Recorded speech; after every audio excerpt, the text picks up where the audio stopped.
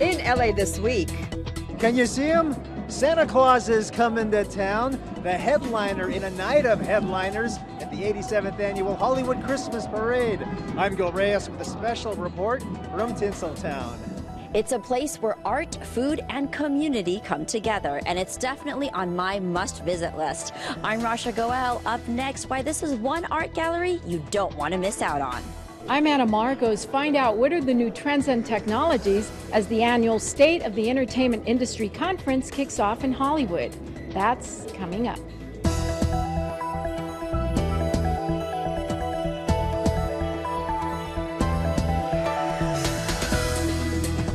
Hey everyone, I'm Umayma Rashid. Here's what's happening in LA this week.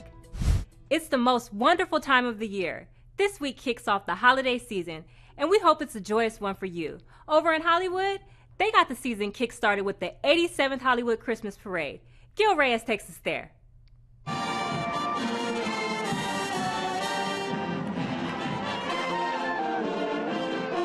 Tinseltown helped spread some much-needed holiday cheer at the 87th Annual Hollywood Christmas Parade. Gumby made an appearance, so did celebrity hosts Eric Estrada and Lori McKenzie. We love it. This is our 9th year. It's for a good cause. A totally good cause for children, especially the Marine Toys for Tots. And so a lot of the kids who were displaced because of the fire will be receiving toys. Grand Marshal and Entertainment Tonight host Nancy O'Dell mentioned the devastating fires in Butte County and in the Malibu area. So many people in the entertainment community impacted, including actor Ernie Hudson. And we've all been affected. I had to evacuate from my house for 4 days. So, yeah, no, fire does not discriminate. You know, life throws a lot of curveballs at you. And what you have to do is know that you can come back. You have to set up, bucko, and say, I'm going to do it. Los Angeles firefighters receiving a hero's welcome for saving as many lives and homes as they could. Also showing up, TV superheroes Robin the Boy Wonder, Burt Ward, and the Incredible Hulk, Lou Ferrigno. I have a few celebrity friends that lost their home, and I got a few celebrity friends that didn't lose their home. But the amazing thing is that you never know what can happen tomorrow. That's why you have to enjoy every day. Be kind to your neighbors. Be kind to everybody. This is a world that is becoming more and more contentious every day, and I think we all need to express some love and respect. One of Hollywood's councilmen, Mitch O'Farrell, echoes those super sentiments when talking politics from a galaxy not so far, far away. Enough digs on social media, enough of that. We're better than that as a country. So let's just, fight for what we believe in, but fight fair and fight with integrity. And of course, enjoy the magic of the season. It really isn't so much about the presents. It's just family and just being able to take a little breather, get out, see all the beautiful lights. Last year was freezing, so we're ready for it. And this year I'm with my nephews and nieces. We've seen dancers, we've seen bands, we've seen classic cars and so much, 100 celebrities and characters as well. But still missing through this march on Hollywood Boulevard is the biggest celebrity of them all. But wait, looks like he's finally arrived. Santa Claus has come to town with hope that the new year will be healthier and happier for all. Thanks, Gil. Hopefully Santa's got us all on his nice list this year. The parade will air as a 2-hour special on KTLA Channel 5, December 14th at 8 p.m. Santa may have his reindeer and sleigh, but here in Los Angeles, we're leading the way in innovative transportation. We take you to LA Commotion, an annual event where people come from all over the world to bring mobility to the next level.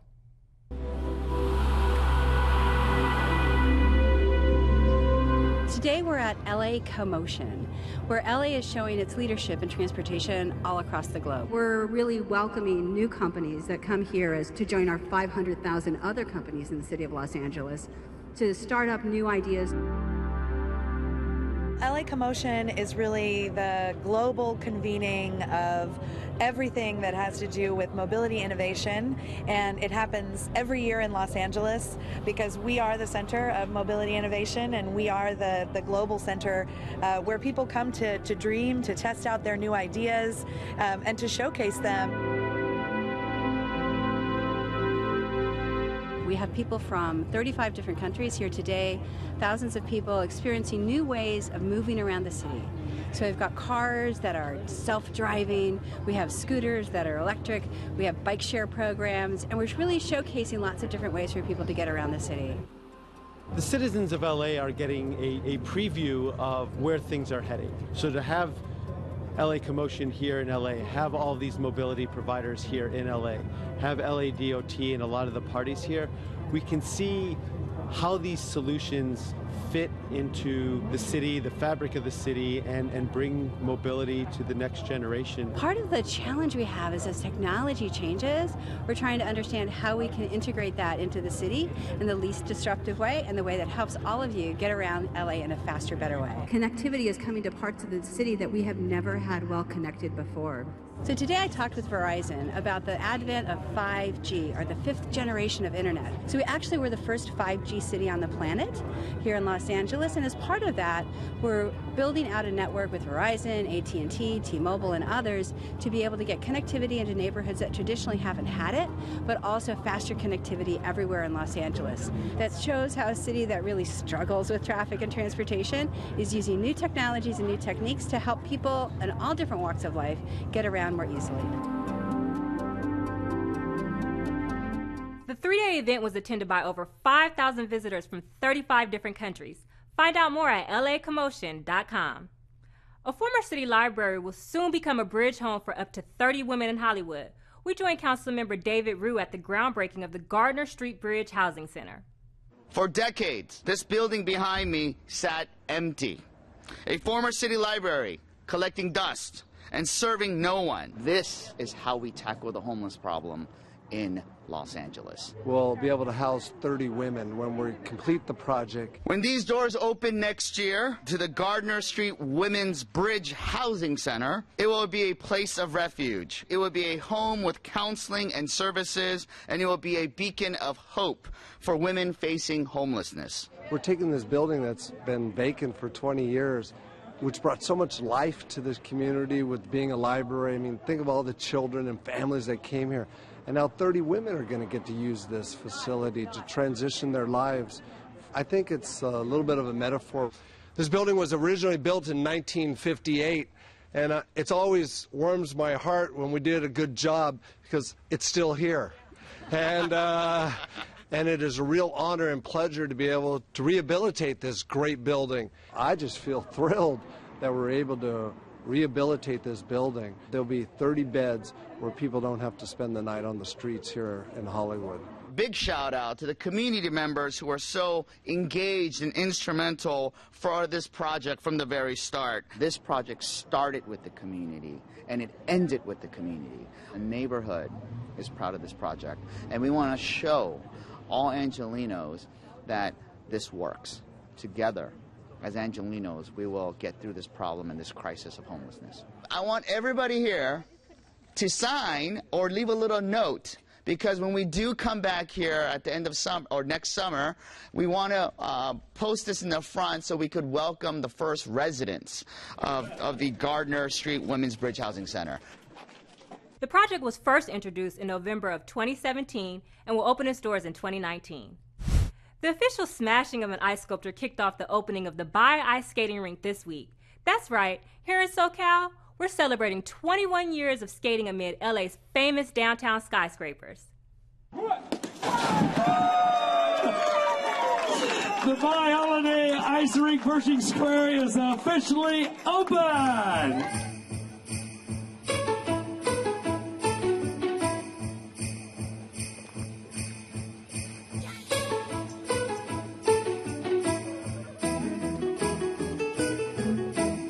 Welcome to the Bay Ice Skating Rink. This is our 21st year having an ice skating rink here.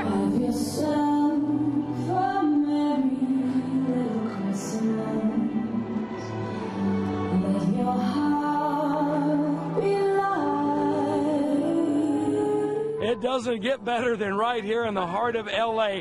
Pershing Square, all the skyscrapers, the trees, the lights. It's a great place. It's always so much joy for the children. We're able to provide for the children this experience that they wouldn't have otherwise. Every Wednesday, evening, the Rink is going to present what is known as Wicked Wednesdays. Yes.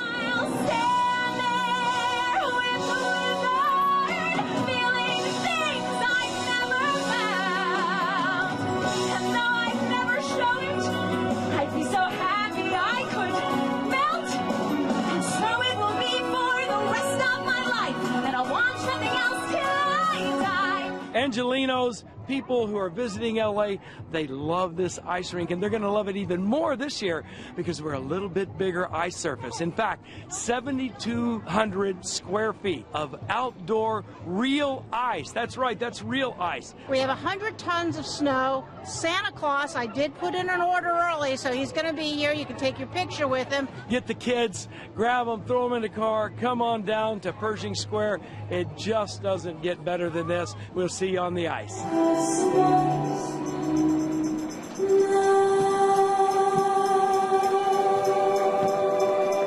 In addition to Wicked Wednesdays, they'll hold a silent skate party and a Learn to Curl event. Okay, you need to check out their websites for dates and times.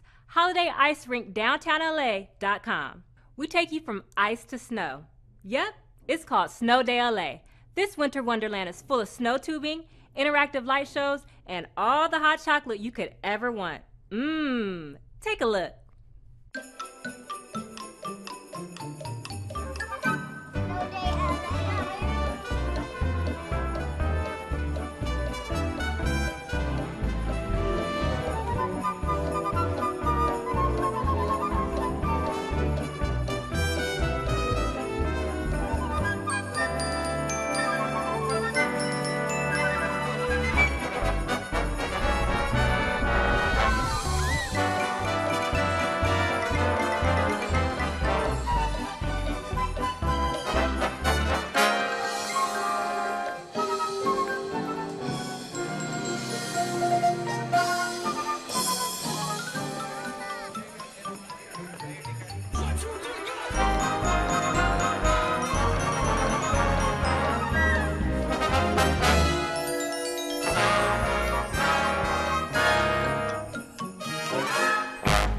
Kids and adults alike are having a great time. It's a weekend-only event that runs through the end of December.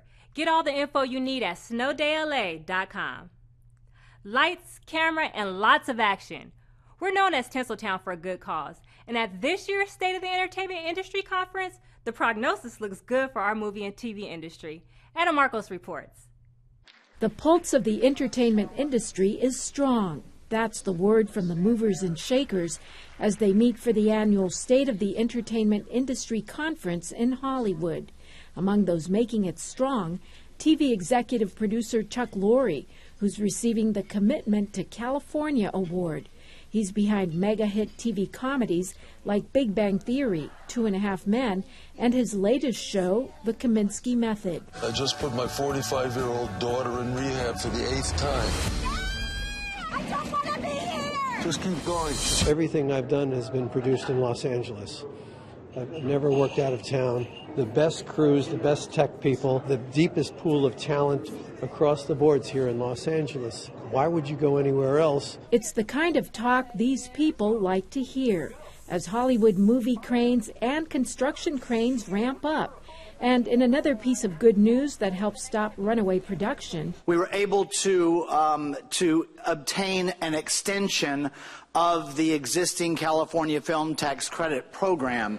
Keeps the existing money in place through 2025. Hollywood is the place where everyone wants to be, especially Netflix. How about Netflix, right?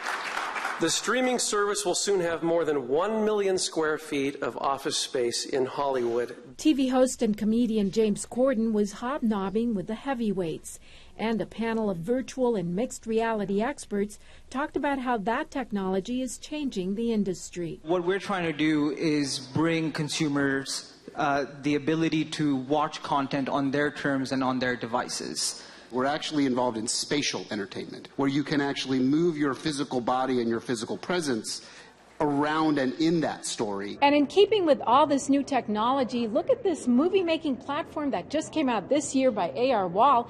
It actually substitutes the green screen, so you can move around in your virtual or augmented reality without having to replace the green screen later. One of our goals is really, and this speaks to the spatial entertainment, is for people to literally be able to step inside our stories. And that's part of that spatial idea where you are actually able to be in a world as never before. Meanwhile, one of the long-term stewards of Hollywood's revitalization is retiring. LaRon Gubler from the Hollywood Chamber of Commerce looks back on 26 years. Back in 1992, Hollywood was a little scruffy. It was a difficult time. A lot of companies were leaving Hollywood. So we worked very hard. We created business improvement districts. We did whatever we could to address the issues of crime and grime. And to see what's happening today is just amazing. And it's bringing back the wonderful, rich history of Hollywood. Among his victories, the Hollywood and Highland Complex, the Dolby Theater, the Academy Awards coming back, and now more TV and movie production than ever. It seems Tinseltown is regaining its place as a star. Thanks, Anna. That's great news about Netflix expanding locally. Now tell someone at HQ I'm ready to binge on more episodes of Black Mirror over the holidays. Please and thank you. LA is not just a movie town. We're also seeing an incredible resurgence in the art world. Opening only 2 years ago, this downtown art gallery is fast becoming a hotspot for international talent. Rasha Goel gives us a tour of Hauser and Werth.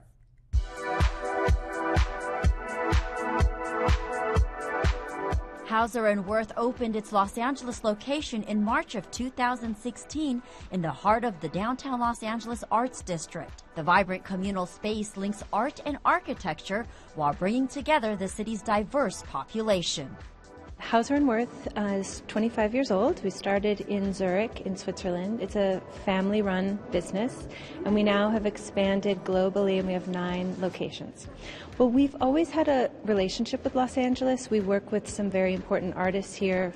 The owners of the gallery, Ivan and Manuela Werth, would make frequent visits to Los Angeles to meet with these artists, and LA was one of their favorite cities. The gallery is located at what was once the Globe and Grain Milling Company, a major flour producer. But that, of course, has all changed. This 6,000 square foot area was actually all once cemented and even covered for more than 60 years. But by opening it up as part of this art gallery, they've added an outdoor terrace, a garden, and even brought in a native Southern California oak tree, which has helped enhance the ambiance. This building was kind of a derelict building. It was unused, and its history was as a flour mill, but it had all of the elements that we were looking for. The skylights, the open space. We were able to create this interior courtyard that we can show sculpture, and it's an entire city block, so we could utilize the whole space with the restaurant, bookstore, and all of our exhibition spaces. Some of the featured exhibits include... We have a beautiful show of Alexander Calder's sculpture called Non-Space, which is on view in our South Gallery and in the courtyard. We also are showing the film piece Manifesto, which is a 13-screen film installation. And then in this room, we have Analog by Zoe Leonard, which is one entire work, over 400 photographs that she took over a 10-year period. Manifesto, making its West Coast premiere, features actress Cate Blanchett in an installation which pays homage to the beauty of artist manifestos, ultimately questioning the role of the artist in society today. You'll also find Manuela, the on-site restaurant named after Manuela Werth, one of the owners of the gallery. It offers seasonal, locally sourced produce, an urban garden, a chicken coop, and it's only located at the LA Gallery. It really showcases her love of food and this kind of farm-to-table philosophy of really fresh, seasonal ingredients that is such a natural part of the California lifestyle, but it's also part of the gallery's ethos. There's just so much to experience. We want to create a space that's a destination, so people feel welcome and feel that this is a place they can come and spend time. So come on down and enjoy some great art, good food, and engage in some creative dialogue. And entrance is free. Check it out. And in case you missed the headline, admission is free $99. To plan your visit, check them out at hauserwerth.com. Current Price gives us the 101 on affordable housing. Mayor Garcetti hosts an Insight Mars landing party, and we give you a taste of holiday cheer in downtown LA. All that in City Beat. Council District 9 recently held a community meeting to discuss the variety of affordable housing projects coming to the area. Councilmember Curran Price noted the importance of neighborhood residents knowing what to expect to take full advantage of the programs. I'm looking forward to follow-up meetings where we can provide real information to neighbors and friends about how to apply, how to be eligible, and how to get into the affordable housing projects. The California Science Center opened its doors to the mayor and Los Angeles students wishing to view the recent Mars landing by NASA. For decades, exploration has largely consisted of new Earth or planet surface discoveries. Making students aware of the current Mars mission shows them a whole new world of possibilities, literally. So it's real people working in teams on ginormous science fair projects to get them excited about these as actual jobs here in Southern California. Angelenos enjoyed a beautiful annual holiday tradition, the lighting of the Grand Park tree. Thousands gathered at City Hall to soak in a little holiday spirit, enjoy some holiday brass, and express compassion for those in need. Our fires have left many people homeless and destroyed many of their possessions that bring them comfort and cheer this time of the year. So while we're happy and cheerful, let us never forget those who needed a little extra cheer this year. And hopefully all of us can help provide that to somebody. And go! There you go! All right! The festive season has begun. The LA Zoo is one of our local treasures, and for their 5th year, they're getting dressed up for the holidays with the spectacular LA Zoo lights.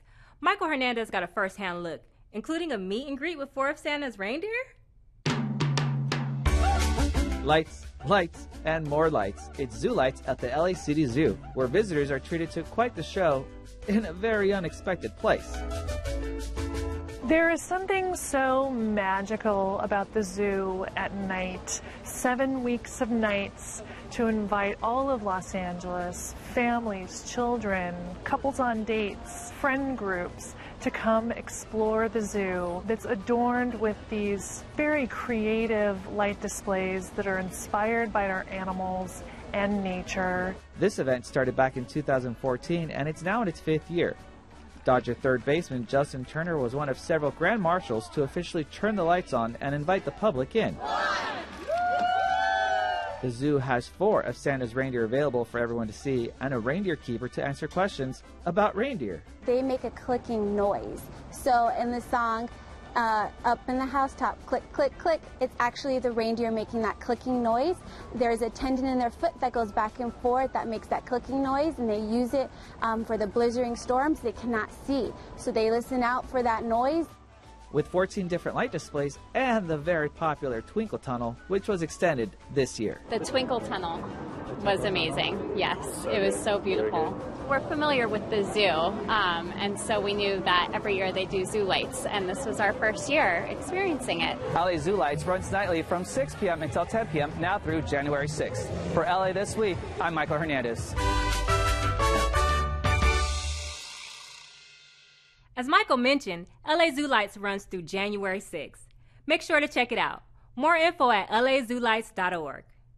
A local craft fair gets a little renegade. Echo Park celebrates their diversity, and we have details on how you can get involved in the 2019 homeless count. Check out Things to Do.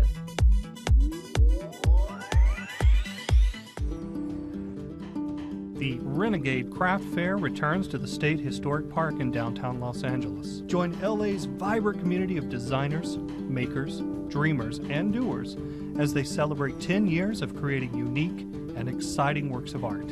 Explore an array of installments, textile works, and handmade crafts made by local artisans, and all designed to elevate your contemporary craft experience. Artisanal food, great music, and good times await for the entire family to discover. Renegade Craft Fair is happening December 8th and 9th, 11 a.m. to 5 p.m. at Los Angeles State Historic Park.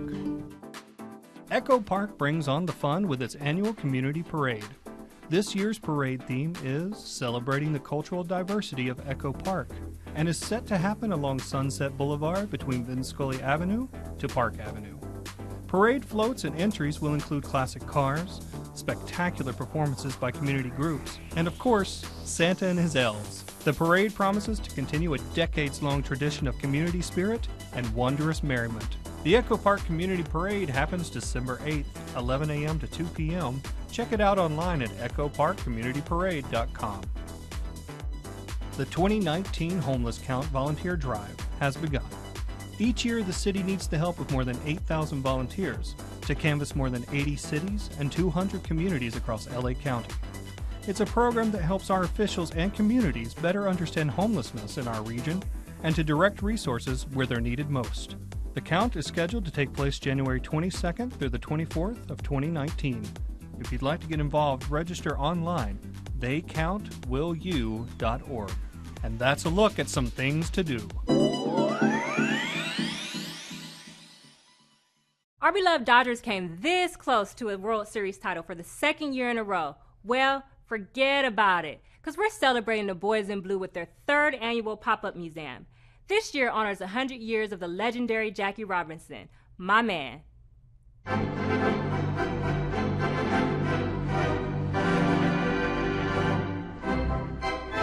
This is a very exciting day because we are opening our third annual pop-up museum here at the stadium. It's really fun because it's something that's not here forever. You only have a small amount of time to see it, so when you do come to see it, it's really special.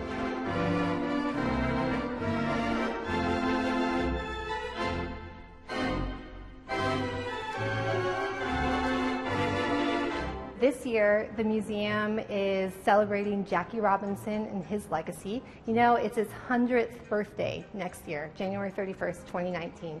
So the timing couldn't be better for a Jackie Robinson-themed pop-up museum. We do have some amazing pieces, including a Jackie Robinson jersey, a Jackie Robinson hat, and his bat. I think it's really cool. Obviously, I've heard a lot throughout history of Jackie Robinson, color barrier. I've heard a lot from him about Fernando Valenzuela, Kirk Gibson's home run, Sandy Koufax even. So I think being able to see a bunch of the players and the different exhibits and a bunch of the artifacts from that is really cool. Back in the day, my dad used to drop me off at Dodger Stadium when I was 16, and I used to walk from Dodger Stadium all the way to Boyle Heights, where I live. If you're a diehard Dodger fan like I am, and my son, take this tour. Anytime that I get to spend with both him and top it off with our favorite team, makes it all the better.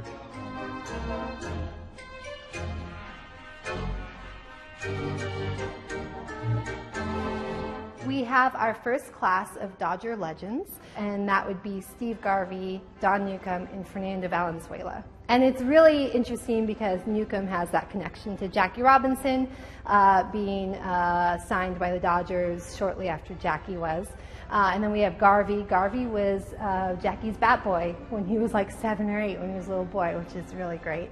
And then Fernando Valenzuela, who made a huge impact, similar to what Jackie did, but for the Hispanic community. I bleed Dodger blue, like Tom Lasorda said.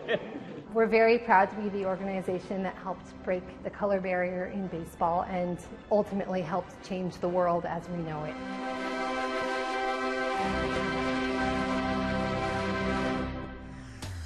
That's going to do it for this edition. I'm Umayman Rashid. From all of us here at LA This Week, thanks for joining us. A reminder that you can catch us online at lacityview.org and check out our newest social media videos, LA This Minute. We'll see you back here next week for more of LA This Week.